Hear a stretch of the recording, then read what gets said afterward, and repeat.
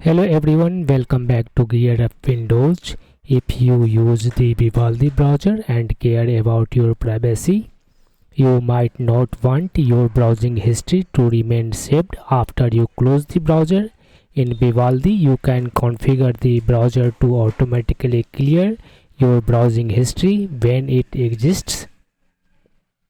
In this video, I will show you a step by step how to enable this setting on Windows 11 or Windows 10. So let's get started. First open Vivaldi browser and then click on the menu icon in the top left corner and select here settings. Under Vivaldi settings, select privacy and security in the left sidebar. On the right sidebar, under this one privacy section, you will find save browsing history drop down menu.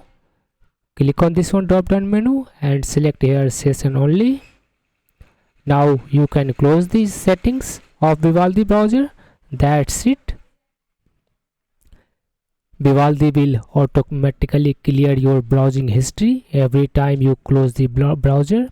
This means your history will not be saved permanently after you exit Vivaldi. This is a simple and effective way to improve your privacy, especially if you share your computer with others.